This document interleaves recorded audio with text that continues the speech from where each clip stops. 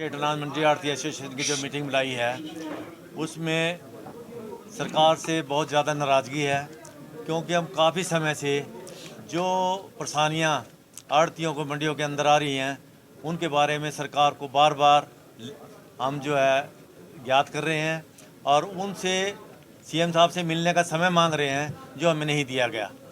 उसको देखते हुए आज हमने मीटिंग बुलाई और मीटिंग के अंदर मेन जो बात यह है कि हमारी आड़त जो है 2.5% बहुत साल से 98 से 2.5% आड़त है, जो सरकार ने सरकारी ख़रीद पर कम कर दी, एक फ़िक्स कर दी 46 रुपये, जो हमारी 51 रुपये के आसपास बनती थी।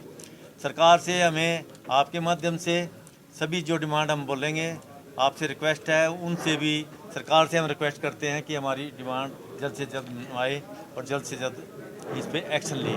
जो पुराना 20-25 साल 30 साल से जो कार्य हमारा ठीक चल रहा था, जो आड़त हमें पूरी 2.5% मिल रही थी, वो भी नहीं दी गई। दूसरा, हमारा किसानों को डायरेक्ट पेमेंट दे रहे हैं। हमारी डिमांड ये है कि किसानों को डायरेक्ट पेमेंट उनकी मर्ज़ी से दी जाए। जब हम पोर्टल पे अपनी फसल को रजिस्टर्ड करते हैं उस टाइम ऑप्शन होनी चाहिए, अगर ज़िम्मेदार डायरेक्ट चाहता है तो उसको डायरेक्ट दे दें, अगर किसान ये चाहता है कि उसको आढ़ती को मिले तो सरकार को क्या ऑब्जेक्शन, उसको ऑब्जेक्शन नहीं होना चाहिए। हमारी अगली डिमांड ये रही, जो डिमांड परेशानियाँ आ रही, जो हमारे से छीनना जा रहा, सिर्फ वो मांग रहे हम, सरकार से कोई एक्स्ट्रा ऐसा नहीं मांग रहे कि हमें कुछ दिया जाए। जो हमें पहले बहुत सालों से 50 साल से मिल रहा है उसमें कटौती नहीं करा जाए। अभी देखो यहाँ हमारे सारे ये जमुना के साथ सभी मंडियाँ जो लगती हैं वो बड़ी परेशानी में आ गई हैं। आउट ऑफ स्टेट का माल बिल्कुल मंडियों में आना बंद हो गया, जिससे हमारी मंडियाँ बंद होने के कगार पे। आज करनाल मंडी के अंदर बैठे हैं, वो मंडी भी लगभग अगर यही हालात रहे 2-3 साल के अंदर ये मंडी बिल्कुल बंद हो जाएगी। अगर सरकार ने आउट ऑफ स्टेट का माल दूसरे स्टेट का नहीं खोला तो एक बहुत बड़ी समस्या खड़ी हो जाएगी। वो इनमें से बहुत किसान तो ऐसे हैं हमारे, जो किसान तो हरियाणा के हैं और ज़मीन उन्होंने यूपी में ली हुई है, वो दोनों तरफ से फंस गए। उनका आधार तो हरियाणा का है, तो उसकी वजह से हरियाणा में फसल है, ज़मीन है यूपी में, उनकी रजिस्ट्रेशन भी नहीं होती ऑनलाइन। और यूपी वाले इसलिए नहीं करते भी तुम्हारा आधार नहीं है, और ये हरियाणा वाले इसलिए नहीं करते कि उनकी ज़मीन हरियाणा में नहीं है। तो इस तरह इनकी सारी समस्याओं का सरकार हल निकाले। अभी सरकार ने किसान आंदोलन के बाद जो मार्केट फीस 4% से 1% करी थी, वो दोबारा से 4% कर दी, जिससे क्या हो गया, बराबर के जो स्टेट हैं हमारे, जैसे यूपी है या राजस्थान है, वहाँ मध्य प्रदेश है, वहाँ पे बहुत कम मार्केट फीस है। 1% यूपी में 1% मार्केट फीस है और यहाँ पे 4 है। तो वो जो डिफरेंस है वहाँ उनकी तेज़ बिक जाती है फसल।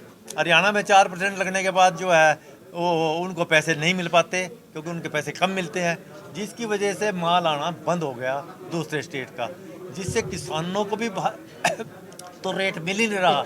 आढ़तियों को बहुत ही नुकसान है, सरकार को भी बहुत नुकसान है। जब फसल ही नहीं आएगी उसको रेवेन्यू नहीं मिलेगा। इसी तरह से अभी जो है ना, कुछ दिन पहले जेपी दलाल जी ने जो है एक स्टेटमेंट दी, उन्होंने कहा कि हम तो किसानों को आढ़तियों के चुंगल से निकालना चाहते हैं। मैं दलाल साहब को पूछना चाहता हूँ, चुंगल में फंसाया कहाँ, किसने? कोई एक आढ़ती, एक किसान पूरे हरियाणा का जिसने आज तक आढ़ती के खिलाफ एक शब्द कहा हो, आप कोई अखबार निकाल लें, आपके माध्यम से, आप प्रेस पे खड़े हैं सामने, कभी आपने देखा होगा कभी कोई नहीं बोलता। हमारे इतने बड़े, हमारा चोली दामन का साथ है, हम अपने किसान की हर दुख सुख के अंदर खड़े। हम ऐसा नहीं कोई लूट मचा रखी। ये जो दूसरे स्टेट हैं जहाँ पे मंडी सिस्टम प्रॉपर तरीके से नहीं है, वहाँ पे किसान के साथ कितनी जाती हो रही है, उनको जाके पूछो। उनको यहाँ आढ़ती से 2 पैसे मिल जाते हैं, वहाँ पे उसको साहूकार के पास जाना पड़ता है। साहूकार अपनी कंडीशन पे 4-4, 5-5% रेट ऑफ इंटरेस्ट पे उसको पैसा देता है दूसरे स्टेट में, और फसल बेचने के लिए उनके पास जगह नहीं है। आप हालात तो देखो, जहाँ पे अर्थ सिस्टम प्रॉपर तरीके से नहीं है, वहाँ का किसान तरक्की बिल्कुल नहीं कर रहा, नीचे से नीचे जा रहा। बिहार का किसान, बिहार में एपीएमसी एक्ट नहीं है, एपीएमसी एक्ट के तहत मंडियाँ हैं। आप अंदाज़ा लगाएंगे वहाँ का 10 एकड़ का किसान और हमारा 2 एकड़ का किसान, वो हमारा 2 एकड़ वाला तो खुश है, 10 एकड़ वाला खुश नहीं है। उसका मेन कारण क्या है? उनको टाइम पे पैसा नहीं मिलता, फसल बोने के लिए नहीं मिलता, दवाई बूटी के लिए नहीं मिलता, फिर बेचने के लिए वहाँ कोई सिस्टम नहीं है। हमारे यहाँ 2100 रुपये गेहूँ बिक रही, 2200 बिक रही, वहाँ 1400 रुपये बिक रही, 1300 रुपये बिक रही। आप अंदाज़ा तो लगाओ भी, जिस आदमी की फसल 2100 रुपये बिक रही है एक जिम्मेदार की, और एक की 1300-1400 बिकेगी, क्या वो किसान कभी भी तरक्की कर जाएगा? नहीं कर सकता। सरकार अपने अंदर सुधार करे और हमारी डिमांड पे जो है जल्दी से जल्दी जो है इनको लागू करे, और नहीं तो सारे आड़तियों को कोई ना कोई ज़बरदस्त एक्शन लेना पड़ेगा और उसके अंदर सरकार भुगतेगी इसको। और अब बिल्कुल साफ कहते हैं, बार बार हमारे ऊपर एलिगेशन लगाते हैं, ये किसान आंदोलन में कहा था, किसान आंदोलन में कहा था। बिल्कुल किसान और आड़ती एक हैं, चोली दामन का साथ है, और साथ ही जिएंगे और साथ ही मरेंगे। यह आपके माध्यम से सरकार को पहुँचाना चाहता हूँ। धन्यवाद। बिल्कुल निंदा करते हैं, और ये घोर निंदा करते हैं। इस तरह का जिसने भी कार्य करा या करवाया, हम इसकी निंदा करते हैं। उनकी पार्टी के नेता ने किया, उसके ऊपर एलिगेशन लगे, स्टिंग ऑपरेशन हुआ, हाँ जी। ब्लैकमेलिंग कर रहा था वहाँ का जिला प्रभारी किसान नेता चंद्रशेखर। तो फिर जब खुद ही बीच में ही सब लोग हैं शामिल, तो फिर ये कैसे आप निंदा किसकी करोगे? करने वाले की करोगे, करवाने वाले की करोगे? वो तो नहीं, उससे अलग हम है ना। तो चंद्रशेखर का जो ग्रुप है ना, हमारा चंद्रशेखर तो का मतलब यह है, टकैत साहब के साथ जो जाती हुई उन पे करा, उसकी निंदा करते हैं।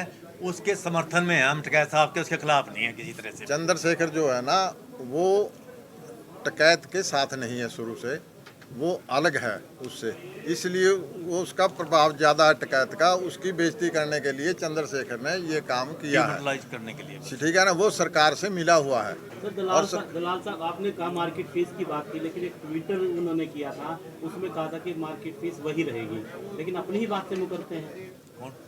दलाल साहब क्या बात? कृषि मंत्री की बात। कृषि मंत्री ने तो ये कहा था कि ये हम जो है किसानों को आड़तियों के चुंगल से निकालना चाहते हैं, परंतु किसान ही इनके चुंगल से निकलने के लिए तैयार नहीं है। मैं दलाल साहब को पूछना चाहता हूँ, भाई कौन सा चुंगल है, बताओ तो हमें। तो चुंगल से निकालने की बात